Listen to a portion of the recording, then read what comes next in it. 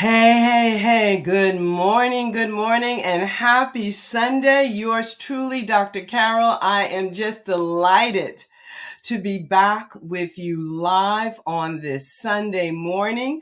We are here for Weightless in Mind, Body, and Spirit. So it is hosted by yours truly.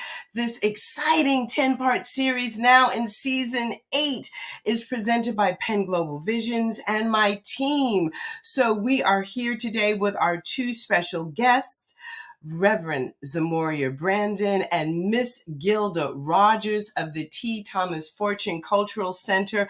And on this show, we talk about the worlds of weight loss maintenance, aging in reverse, heart health, optimizing health and well-being. And today's show is a very, very special show about healing in the community. So we're going to hear our fabulous theme music. Welcome, Rebecca. So glad that you're able to join us. So let's relax and get ready to have a fabulous show. Weightless, no matter what people say, you're full of greatness. Time you opened up your eyes, you were courageous.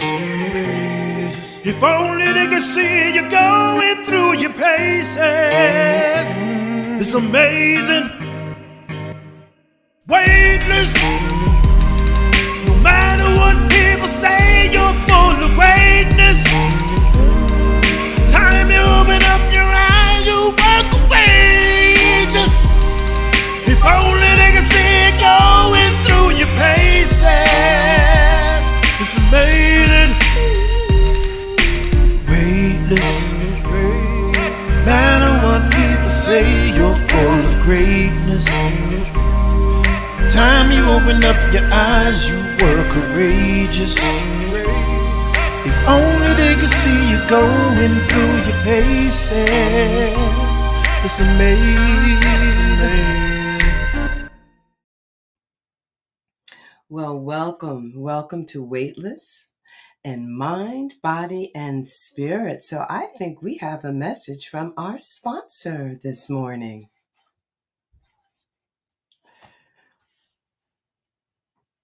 Oh, you're on mute. Good morning. Weightless in Mind, Body, and Spirit is brought to you by Penn Global Visions, who brings you Mindset Mastery RX, Weightless in Mind, Body, and Spirit, a monthly online membership program where we learn to pivot in the present. But for now, let's return to our host, Dr. Carol Penn, with her super friend guest. Oh, yes. So good morning again. And thank you so much. Thank you very much. And thank you all to those of you that are joining. Please let us know that you've tuned in. You know how y'all do. We like to say hello to you in the chat. So this morning, the theme of our show centers around community and healing in the context of community. And of course, right now, the world knows about the tragedy that has occurred in a community in Buffalo, New York. And so I feel I cannot not acknowledge that this morning. So we're going to be starting on more of a somber note. And I will bring our guest on as I usually do, with the reading and the sharing of their biographies, so you can stare on their countenance. But this morning, good morning, Dr. Keena, and welcome. I'm going to also do a land acknowledgement to acknowledge what has occurred, to give us all a chance to reflect on just the horror, the nightmare that we continue to live in this nation, where our young people feel that they can commit these acts. Old people feel that they can commit these acts. And I hope I never get used to it. I hope I never get jaded by it at all. So, but first, I want you to see these two very, very special women. They're sisters, they're colleagues, they're friends. So, we'll watch them blush a little bit. So, Miss Gilda Rogers, Reverend Zemoria. So, let's start with Gilda. She is a journalist, an author, and a playwright, producer, director, historian, and an educator. She thrives in a creative platform. She started her art career as a visual artist, window dresser, and fashion coordinator for several national retail chains. Her passion to tell stories and to be the voice for the voiceless led her to journalism and to write books, produce videos. She is currently the executive director of the T. Thomas Fortune Foundation and Cultural Center in Red Bank, New Jersey. She has led this grassroots effort to save and preserve the former home of T. Thomas Fortune, a national historical landmark. Fortune was one of the greatest African-American journalists and newspaper editors and a courageous social justice crusader. She is an adjunct professor of history at Brookdale Community College, and she's also the community relations manager for the Two River Theater in Red Bank, New Jersey. And so I want to welcome Gilda to the show, and you can see from those accolades, she's all about community. Yeah. She is all about community. And so we are going to be highlighting that in our discussion this morning. Now, my sister, Reverend Zemoria A. Brandon. Reverend Zemoria is the administrator social worker for the Sickle Cell Disease Association of America, Philadelphia, Delaware Valley chapter, a community-based organization. There we have that word community again, established in 1982 to provide supportive and referral services across the lifespan to meet the needs of children, adolescents, adults, and families living with sickle cell disease and sickle cell trait. She was married for 25 years to the late Reverend Walter E. Brandon, co-founder of SCDAA, who passed away from complications of sickle cell disease in April 1998 at the age of 59 years young. Reverend Brandon received a bachelor in social work degree from Temple University School of Administration in 2001. In 2002, she was inducted into the Temple University Alumni Gallery of Success and into the School of Social Administration's Gallery of Success in 2008. In 2011, she was ordained as an interfaith minister from the New Seminary for Interfaith Studies in New York. Since 2019, Reverend Brandon has served as chair of the Shine the Light on Sickle Cell Initiative in recognition of World Sickle Cell Awareness Day on June 19th. Sickle Cell Improvement Across the Northeast Region, a project under the umbrella of the Sickle Cell Treatment Demonstration Program. She is also a member of the Pennsylvania Sickle Cell Providers Network, a statewide collaborative comprised of community-based organizations and sickle cell healthcare providers. In addition, she is a certified single-gene hemoglobinopathy, get that word, counselor, educator through the University of Southern Alabama and the Sickle Cell Disease Association of America chapter in Mobile, Alabama. Reverend Brandon currently serves as chair, board of directors, and co-chair legal and immigration committee for AFRICOM Philly, an organization providing supportive services to the African and Caribbean immigrant communities.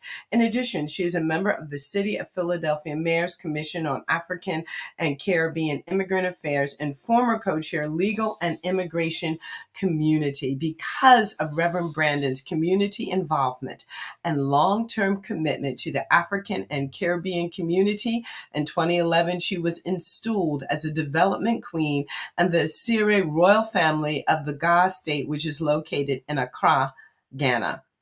Ni Amarkai III, Kingmaker, presided as officiant over the installment ceremony. Reverend Brandon was assigned to the village of Ejinko Toku and received the name of Nadede Otawan, which means Mother Earth, one who nurtures and takes care of others.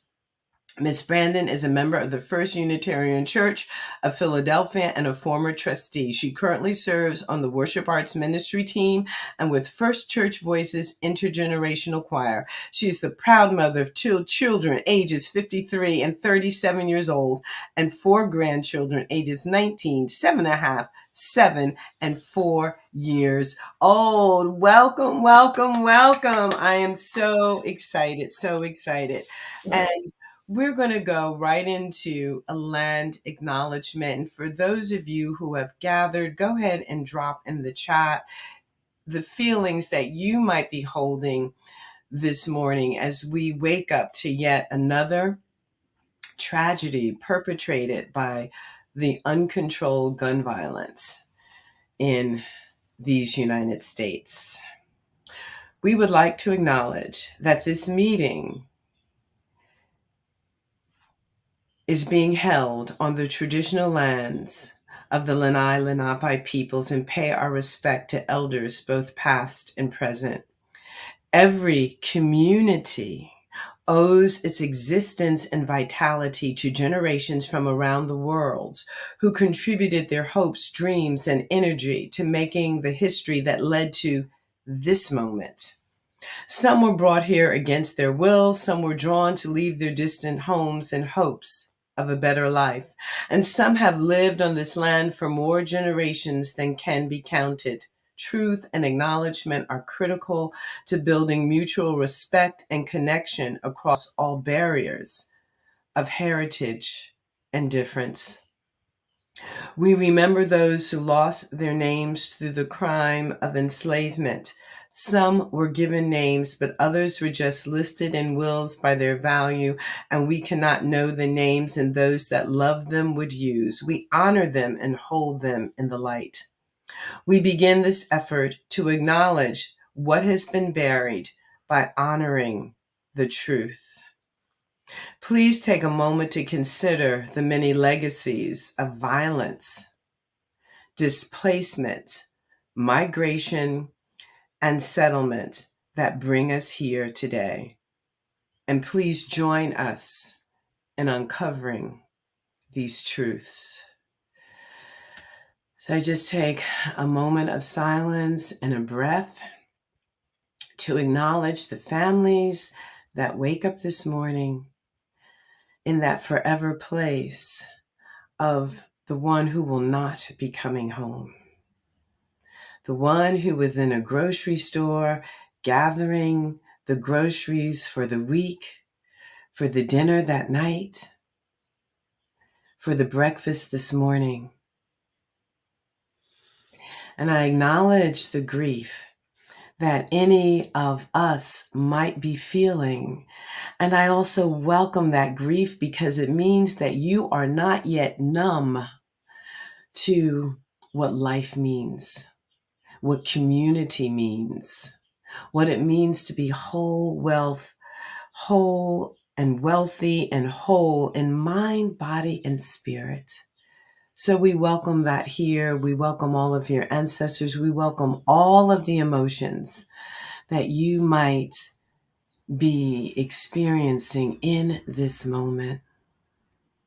And we give you a chance to share anything that you might want to share about that in the chat this morning. And then just take a breath or two as we acknowledge this tragic, tragic state of humanity, man's inhumanity to others, that this manifestation of hatred could show up in an 18-year-old child. Yeah. This destruction. And so in a moment, I'm going to ask both Reverend Zemoria and Gilda to share their reflections on that. And perhaps Reverend Zemoria, I'm going to ask you to start us off and then followed by Gilda. So, because we are going to be topical and timely, and this is a real moment. This is happening now, in real time. So, Reverend Zemoria, where are you with all of this? As you know, your whole bio is about the importance of community, and it stretches across continents. And yet, this is the legacy of violence that we witness in real time that we've woken up to this morning.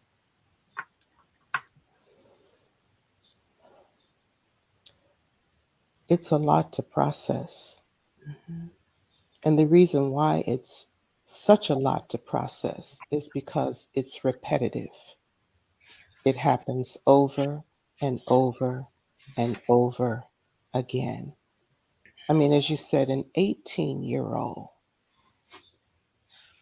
When we were growing up, we had guns in our homes. My father had a gun in our home, but it was Mhm. for protection of our family, but not to use it to go out and perpetrate and violate other people. And so you think about, I'm a person that likes to go back. I'm not a psychologist, but this young man, I would love to know his journey. How did he get here? How was he radicalized? Did he come from a family that had this kind of hatred? Was it through social media? I would love to know his journey because a person just doesn't wake up one day and decide to do this. There's a journey, there's a process that has gone on with this person. And there's so many elements around that could influence him. What's happening with our legislators, um, the women and the people that are in the streets now protesting about abortion rights, the January 6th issue. I mean, there's just so much that's going on. It's hard. Yes, I'm a minister, but I'm a human being. You know, I have children, I have grandchildren. I think about my son who gets stopped by the police and not knowing whether he's even going to make it through that encounter. There's so much happening. And you think about the people that, as you say, were in the supermarket shopping for groceries for their families. They weren't bothering anyone. There was no encounter. He just came and he shot people outside and then went inside. You know, the mindset of that is so frightening because you never know when the next occurrence is going to happen. You know about, children in schools that have been shot, mass shootings, and so many at a mosque, at a church. I remember, I believe it was South Carolina, when the young man came to sit in on a prayer meeting. And we embraced him. We let him come in. We let him sit with us. We didn't know him. And there we are praying. We are praying. And he pulls out a weapon and shoots everyone there. The mindset, again, I go back to what was the journey that brings each of them that have perpetrated this kind of crime? What was the journey that they went through? And more importantly, what will the outcome be? What will the justice system say this time? How will they respond? As you said, will they say, well, he was mentally ill? You know, he snapped, he had a meltdown. What will they say? And where is he now? Is he in custody? Is he being held without bail? Who's going to represent him when the trial comes? And what will the sentencing be like? But there's so much that we have to continue to deal with. How do we get past this? I think this morning is an opportunity, it's a safe space for anyone to be able to share what's on their heart, what's in their spirit, their anger, their anxiety, because we don't know when we're going to hear it again, see it again. Will it be in the communities that we actually live in? Each of us that are on this call this morning, how how are we able to navigate this? It's like, okay, you move through and you're hoping for a certain outcome, and then it may happen or not. And then there's like a calming, a quiet period. And then you're hit again and again and again. That there's that much hatred of who we are as a people. So much hatred. I think about Ketanji Brown Jackson, the woman who had paid her dues and was called by the president to be the nominee, and what she went through and how she had to almost acquiesce to not go completely off the rails. But she did it for a larger purpose. It's like, I'm going to hold myself back right now because I'm being blessed with a lifetime appointment. Mm. And this is what the things that we've had to do. We've had to acquiesce, we've had to hold back.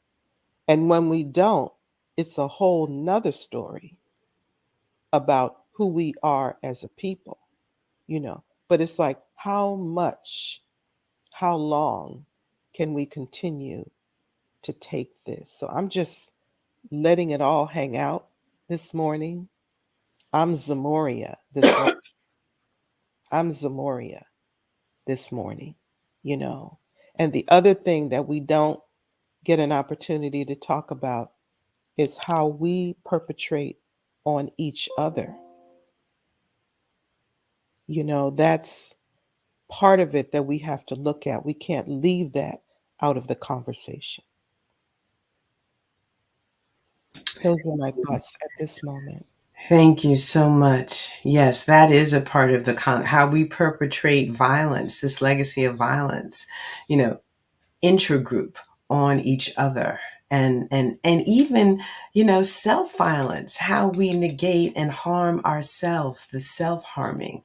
That's also a part of what goes on in the community, between each other and even within the individual. So Gilda, you work with young people in this age range. Your students. What are your reflections on what has occurred yet again? Hmm. I don't it's so deeply ingrained Hmm. in our society. Hatred. It is. When you understand how we all arrived here, all right? So Hmm. making young people that I come in contact with understand this is why things are happening as they are, but you have the power to change them because we want a society that is equitable and just and fair. We pride ourselves in that, which is falsification.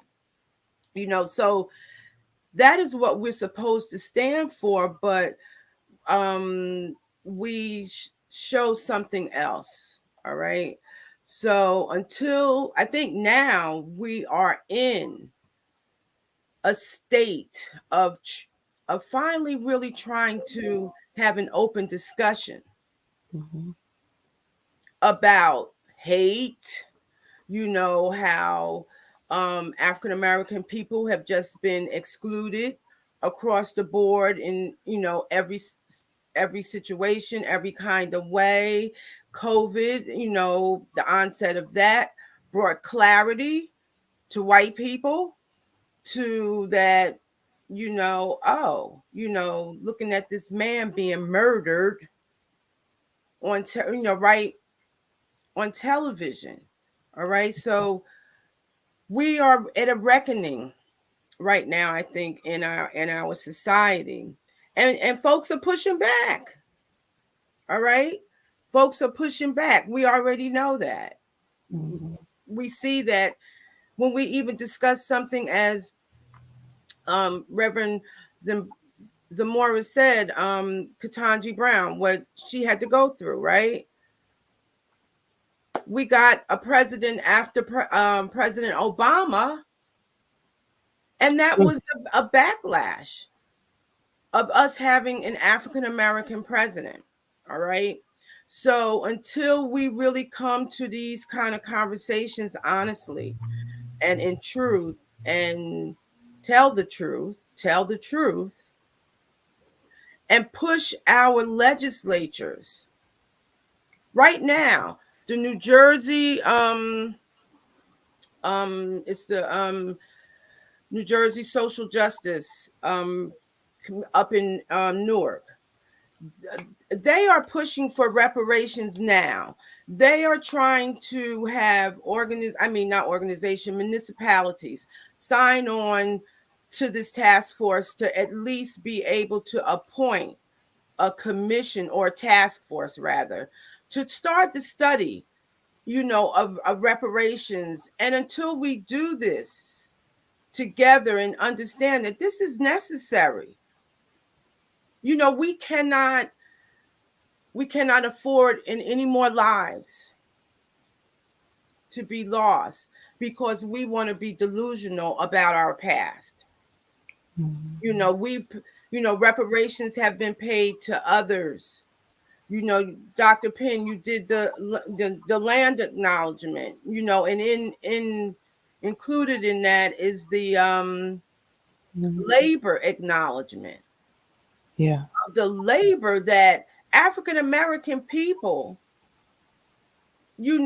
gave to this country for it to be. I'm preaching to the choir, but the thing is, we all know this. White people know it. People in legislatures, they know it. And now we can't take our feet off the gas. We have to continue to use our voice in whatever medium that we're comfortable in. I happen to have the honor and the privilege to work with young people. Mhm. And that is our greatest hope, is that Mhm. these young people today will stand up against this kind of tragedy that's happening day in, day out in their lives, which Mhm. you, this is the world that they're growing up in. So, like I said, it's a privilege and an honor for me to work with young people. And if just one person in my class gets what it is that I'm trying to give to them, then that gives me hope that there is a better tomorrow that's on its way, because it's a ripple effect. So that's what I Mhm. hope for. That is my prayer. That is what I hope for, that young people, really see what the truth is in this nation, and how Mhm. we've been conditioned to believe one thing, but really now it's unraveling, and the truth and all of the pain and the hurt and the uncomfortable and all of that is happening. It's like a blemish that it comes to a head. It has to, you know, burst. And, here we are. And, and I just hope that somehow, some way, these kind of reoccurring tragedies start to minimalize as we start to grow. Yes. Mhm. Yes, absolutely. So thank you for that. In a moment, we will have another word from our sponsor. But first, I just wanted to share something with all of us so we can think. And when we come back on the other side of that, we'll address that, because both of you are extremely community centered and community based in your work. And I want to hear about what's going on in your world, Reverend Zemoria with the Sickle Cell Disease Association of Delaware.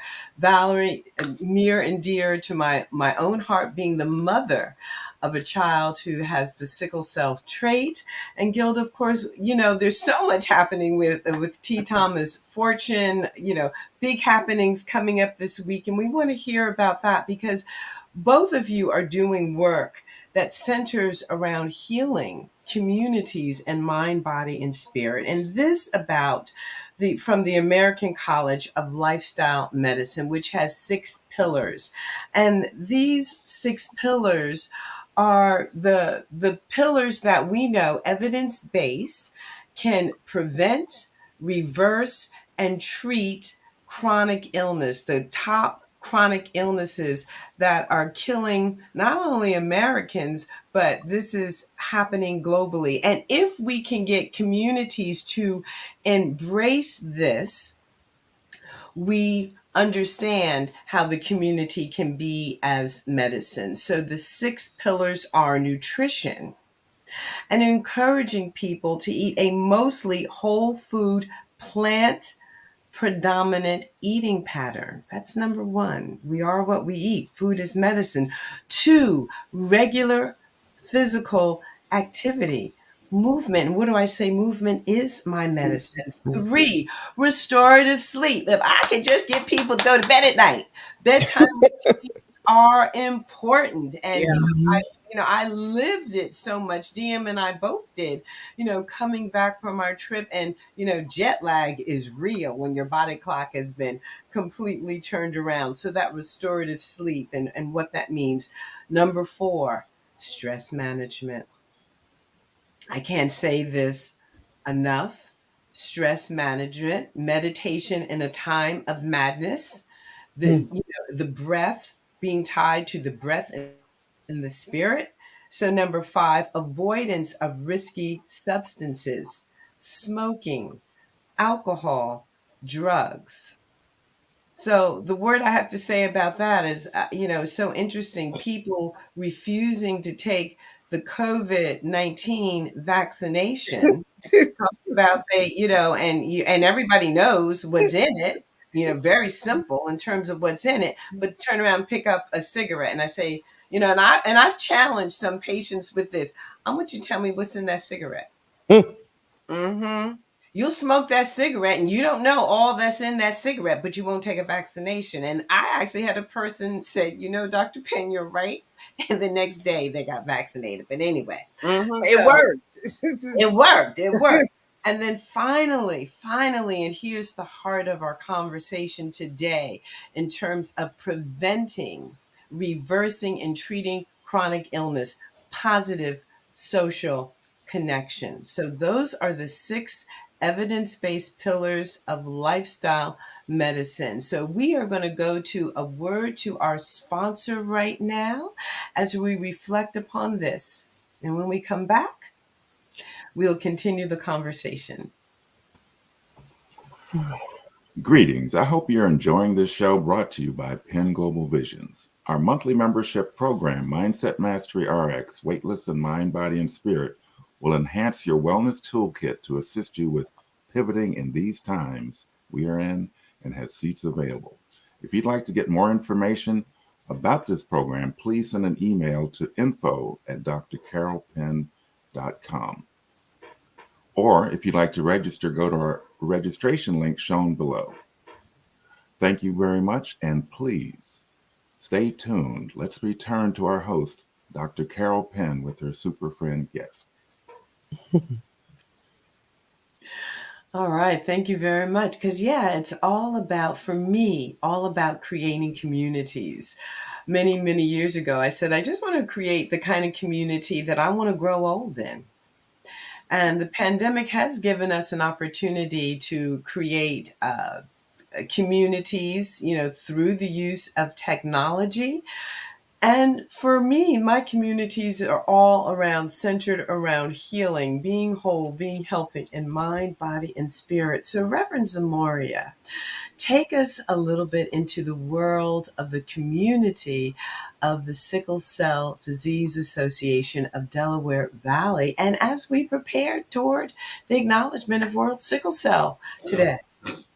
Yes. You never know where you're going to land in life. But through my late husband, Walter Brandon, who was a community activist, had a master's degree in divinity and social work. I met him in Chicago, and he was offered a job in Philadelphia, and that began the journey that I'm on, Philadelphia. So Walter became part of a patient support group at Pennsylvania Hospital, which is the country's oldest hospital. And and then the funding for the program was eliminated, and it was a social worker, someone of the community at that hospital that said, "Don't sit around waiting for a handout. Why not start your own organization?" So Walter was the co-founder, along with Willie Hubert, a group of 30 adults, established the organization July 2nd of 1982. We're coming up on our 40th year anniversary, with the mission of providing supportive services across the lifespan, from birth to the end of life. And so we are an organization we're one of 54 chapters under our national headquarters in the United States. We provide services that meet the daily needs of those people that are living with sickle cell disease: transportation, community outreach and education, advocacy, newborn screening follow up. We're partners with the American Red Cross for people to donate blood. We're looking for African American donors because they're the best match for a child or an adult that has sickle cell disease. We're also recently became a partner with the Black Doctors Consortium, the Dr. Alla Stanford Center for Health Equity, who was just tapped by President Joe Biden and appointed to be the director of Region 3 for Health and Human Services. Um, we are the community partner for 5 hospitals, 2 pediatric hospitals, and 3 adult facilities. We have a small staff, doing mighty work of 5 people, but we get the job done. And so we are also a member, as you mentioned in my bio, the Pennsylvania Sickle Cell Providers Network, which is a combination of community based organizations, medical providers across the state of Pennsylvania. So there's a lot of initiatives that we have going on.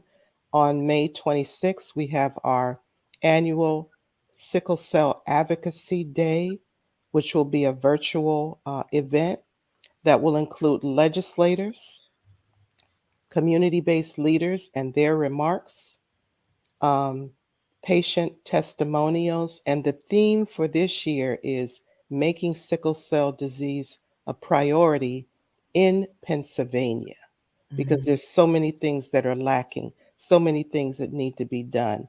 One that really speaks to me is the national opioid epidemic crises and what happens to sickle cell patients when they show up in the emergency department, and how they are profiled and how they are judged because they're coming with a prescription for opioid medications. So we're involved with that. And as a matter of fact, for this particular advocacy day that we're having, this is our call to action.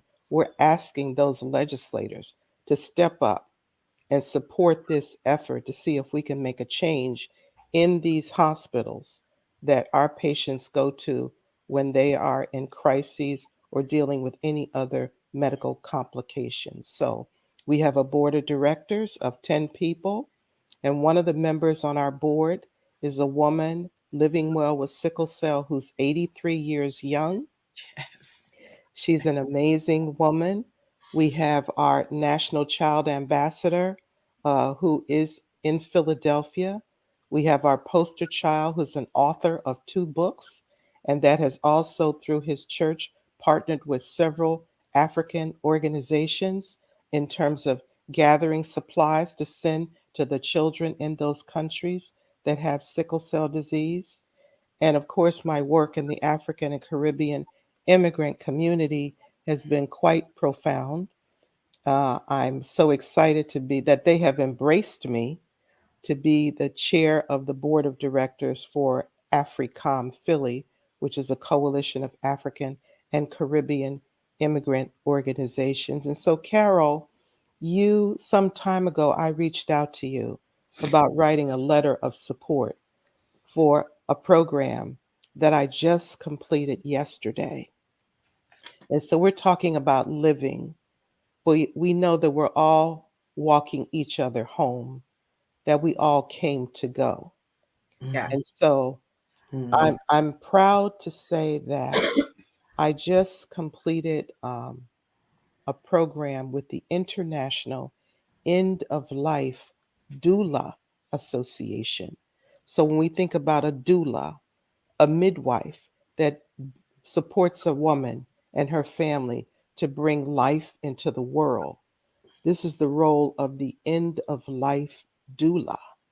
So I will be able to be with that person, do a life review, asking if they want to create a legacy project, something that they want to be remembered by, working with that family, doing post grief work with the family, reprocessing. So my hands, God has my hands in so many different places. You know, I always say I never made a plan because when you make a plan, God laughs. So I have allowed God to take me wherever I needed to be. And every time the call came, I would say yes, which yeah. is why I'm here today because I said yes. Yes, Dr. Carol Penn, yes. So that's just kind of in summation, my connection to the community.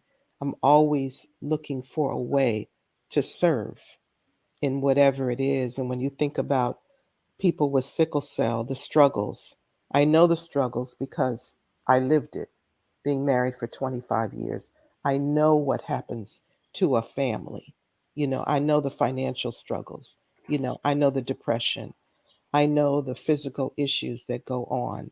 So that's what, and then now being placed at a situation where end of life, um, creating rituals for people and just I've learned so much in this class, and what it has done, it has put me closer to what I want my end of life experience to be like, that nobody will have to think about what it should be because I've written it through this class. I will be able to share it with my family. This is what I want, not just the after I've gone, but before I get to that last breath. This is what I want to happen. I want to be in my home if I'm placed in hospice. I want to have music, poetry. You Mhm. know, I want to have people signing, putting messages in a book that can be read to me every day, if that's going to be the end part of my life. So that's community coming into my home, Yes. my family, Yeah. you know, and letting them know that I'm okay. I'm okay because I've done what I can do in this lifetime. And now it's my time. I've made peace with that through this program that I've been a part of Wow. for the last 3 weeks. Wonderful. Thank you so much for sharing that. And I just got this beautiful image of Harriet Tubman at the end of her life, who passed away not too far from Buffalo in upstate New York, surrounded by her family at her bedside. And she, Mhm. back in the day, for her, she, living up into the 90s, that was unusual. But then again, she was an unusual soul and spirit, as are you, Sister Zemoria. I know today you're here as Zemoria, and I just want to extend Victoria Alisang Owutu is on today. She is watching, she is joining us. She is the founder of Sunuryu, and medical mission. And we're going to bring you into this Gambia project and the sickle cell and what's going on there and the tremendous work that they are doing despite limited resources That's with right. sickle cell. 'Cause this is a global disease. This is a Mm-hmm. global disease affecting people with primarily Mediterranean and African ancestry. Yes. So, and don't forget to call upon Dr. Taralon and I as mothers of children who are impacted with sickle cell trait and the sickle cell disease. You know, we are there and there's so much we could do in community. So now, Miss Gilda, let's turn to you and T. Thomas Fortune and what that community is doing. You have a big week coming up in Yeah. T. Thomas Fortune, don't you? Yes, yes, yes. First, I want to just say I'm grateful to Reverend Zemoria Brandon for all the work that you do, and how you're doing a lot. And I appreciate what you just talked about, the end of life doula. Like, Mm-hmm. I never thought of that. I never, Yeah. you hear hospice, Mm-hmm. but not in the way that you've explained it here. Mm-hmm. So to me, that is, I love that concept. I think it's great. And Thank I'm you. honored to have met you, to know that that is even available. Yes. Yes, yes, yeah. It's a growing industry. End of life Wow. doulas, a growing industry. So, Okay. um, Thank you for that information. you're welcome. So the T. Thomas Fortune Cultural Center. Yeah, a lot of good stuff is happening there. I'm a community minded person. I've been in the community. I started my career as a journalist, as a community reporter. So that's how I've come to know so many people in all kind of sectors of life that are incorporated in my community, and which led me. My career in journalism led me to what I'm doing, like right now, because T. Thomas Fortune was a journalist from the late 19th, early 20th century. And for the listeners, some of you may have heard of the show The Gilded Age. It's a series Mm, that's new, but it's been renewed now for a second season. Well, there's a character in that show that is T. Thomas Fortune.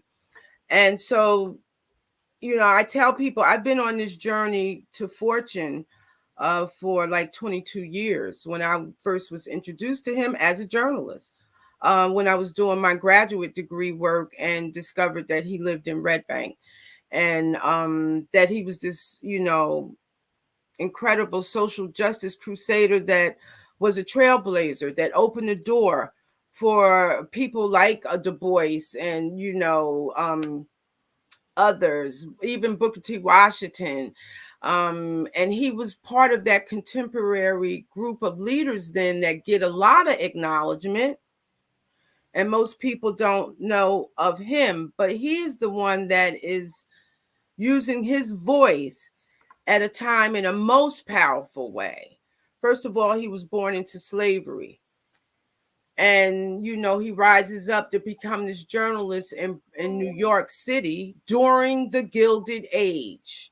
And this is when he was doing his most powerful work at his newspaper, speaking out on the injustices of of Reconstruction, the injustices of the Gilded Age, when you think about wealth distribution, lynching, all of these things.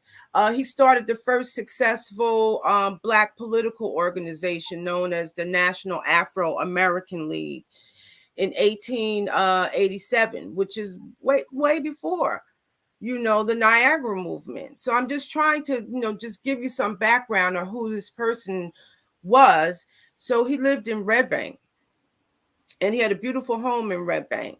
And when he lived there from 1901 to around 1911, he called the home Maple Hall. It's a beautiful Second Empire Victorian style home with a beautiful French mansard roof.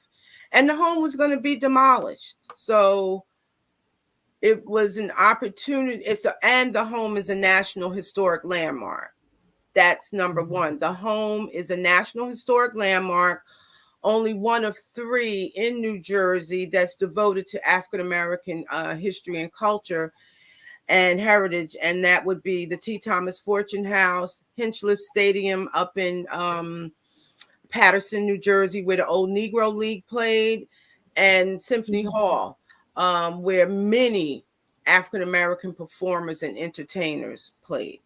So I just, as a journalist myself and someone who considers herself, heavily involved in social justice, and I just could not see that his home was going to be destroyed. And that's a piece of our history. And once it's gone, it's not coming back. And so we were able to save the house. I formed a committee of like-minded people who started to hear me talk about Fortune, myself and a young lady named Sarah Klebner.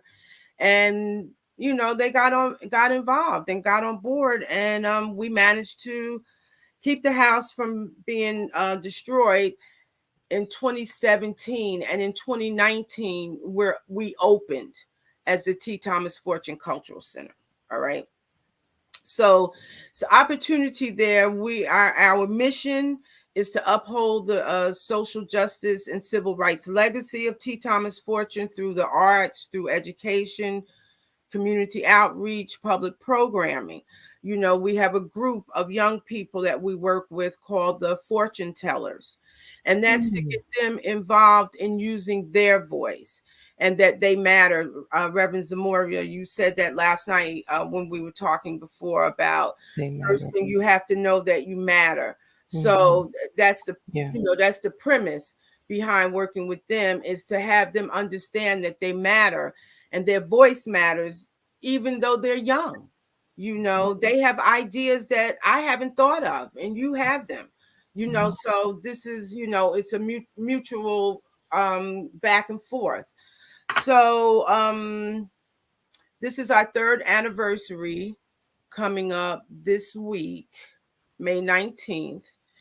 And for that 3rd anniversary, I go back to well over a year ago when COVID hit, and we all understand the disparaging difference that it had on the African American community, and it was horrific for every community. And I just remember being at an